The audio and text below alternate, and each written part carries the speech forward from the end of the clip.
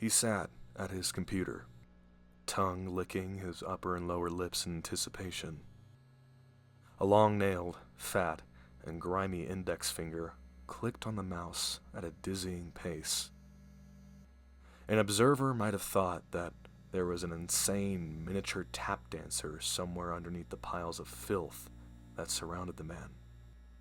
However, no tap dancer could effectively practice their talent in this cramped and deplorable dwelling. The apartment smelled old. Old food, old clothes, old sweat, and old urine.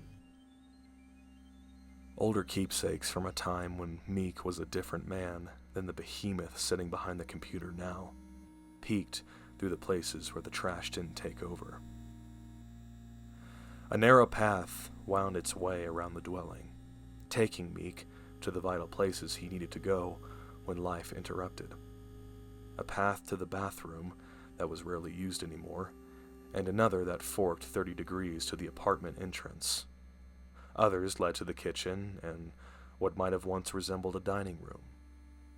Another path ended abruptly in front of the bedroom's entrance, a ramp of filth almost reaching the smoke alarm above the doorframe.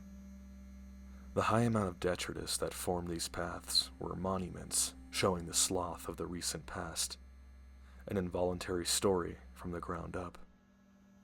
Most of the bottoms of them were newspapers he used, back when caring seemed to still be second nature, to soak up the vomit and spilled beer. After the insulating layers of refuse began to accumulate above them, however, the carpet became passé to his thoughts. An empty and flattened tampon box, whose corner jutted out from one of the disgusting hillocks near his computer, caught the corner of his eye. His wife Marie had left him about a year or more ago, but he barely remembered what she looked like. Even the dust and grime-covered picture, lying face up near the monitor, offered a view of a woman he didn't really remember knowing. She took their infant daughter, Krista, with her, as it became clear that Meek was quite incapable of anything besides playing his online game. He suddenly kicked the small mound of pizza boxes under his desk in frustration as his main game character fell to his demise off a ravine and into the pixelated lava below. The group he was running this dungeon with would undoubtedly boot him out of the group for his failure to keep up. He kicked the mound again, his long, yellow, big toenail piercing a hole through the box and into what he perceived to be the wall beyond. The pain barely registered at first, due to Meek seeing that his internet connection had been terminated. He stomped his other foot into the moist and brown-colored spot on the floor to his left. A pungent smell that he had all but become immune to ran through his nostrils. He glanced at his fractured toenail, now resembling the misshapen tip of a bloodied spear. He grabbed his foot in pain and cursed the monitor before him, his game character a skeleton at the bottom of a molten orange doom. He worked hard to get his game character to this point, and now this? Did he cut into the coaxial cable that supplied his internet access with his toenail? Did he kick something else? Bald-headed Christ, fuck! He shouted to the screen before him, a middle finger echoing what the mountains of garbage near him wouldn't let his voice do. He quickly stood, the crusty and stained seat cushion briefly sticking to his rear and bringing the chair up and then down with a plastic-wheeled bang. Trying to think quickly for a solution to his connectivity problem, he made his way along the kitchen path, slowly limping to the telephone. He was surprised at how much he had been sweating. Was the AC broken too? He silently thanked his dead mother for the trust fund she had left to him that sustained his living these past few years. He would call the landlady after the cable company. He became lightheaded as his overweight frame limped among the refuse and vomited into an empty cereal box before entering the kitchen. Grabbing a dusty and half-full beer off what must be the dining room table, he drank, expelling the acidic taste from his mouth. He dry-heaved from the taste of the old beer, thankful that the taste of puke no longer lingered. He hadn't used the phone in ages. No need to, really. He used both hands to claw through some hamburger wrappers and matted paper towels to about where he estimated the phone to be. Several cockroaches scampered away at his touch, their surreptitious duties temporarily put on hiatus. He was correct in his assumption of where the phone should be. He was incorrect by thinking that the phone was still there, however. He faintly remembered Marie saying how the phone's ringer woke the baby up at night. Since they could only afford a one-bedroom place at the time, the kid had to sleep in the living room. And since they both had cell phones at the time, the home phone was redundant. So, did she move it? Put it away? Throw it out? Fuck me, he said, as he picked a small, itchy brown piece of crust from the back of his leg, clawing at the skin underneath. His toe was bleeding worse now, the toenail much worse than he thought as he examined it in the brighter light of the kitchen. The nail was cracked vertically, all the way down, apparently breaking beneath the skin as well. His toe was easily twice the size that it had been before his gimpy trek to the kitchen, a sickly wetting of purple and yellow. Meek didn't know the first place to look if Marie put it away somewhere, and quite frankly, he didn't feel like digging through more mounds to look. Another option was the bedroom. There was a landline connection in there. Maybe it was buried somewhere in there. His desire to get back to his game, coupled with his throbbing foot, prodded him to go back and look. He wobbled along the bedroom path, straight down the hallway, the carpet he trod on making sickening wet sounds. He paused for a glance into the bathroom he stopped using months ago. A conical shape of a solid brown and green substance protruded from the grimy toilet. He could see several flies tending to their young among the shape, buzzing with parental defense as they sensed Meek's presence. Matted balls of toilet paper stood knee-high, occasionally broken by the mouths of empty beer bottles. The bottle tops almost looked like brown mouths, drowning in a sea of disgust. Smears and handprints of a darker color lined the tiled walls. A picture hung by the entrance of the bathroom, Meek and Marie standing in front of the lake at Epcot Center. The baby was nestled in Meek's arms, the peaceful shroud of sleep evident on her face as her happy father kissed her forehead. Was that taken before or after the wedding? He thought.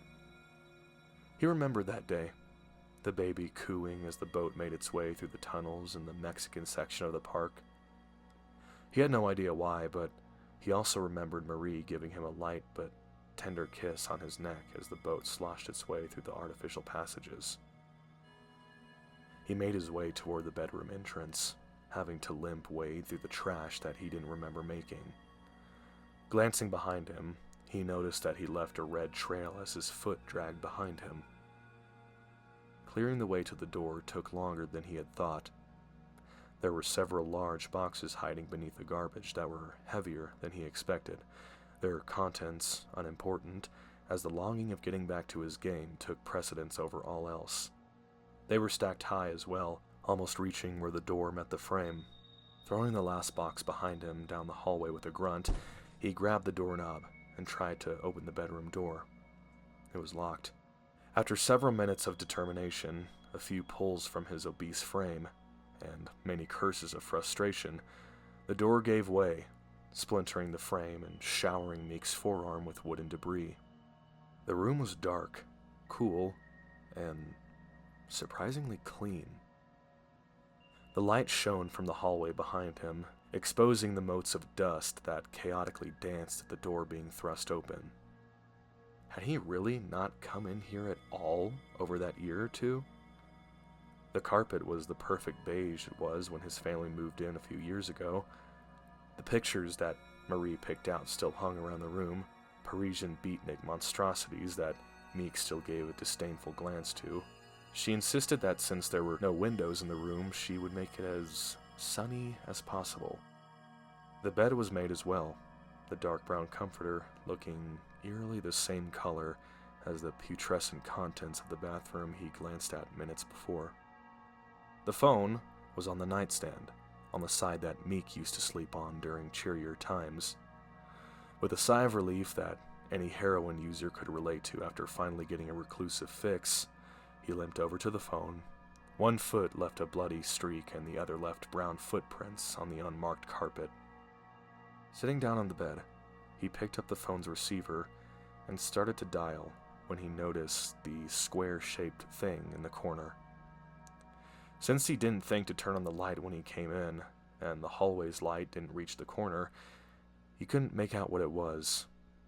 He gave his toe a rub, hand coming back bloody, and winced in pain as the dread of realization crept up on him. There was no dial tone.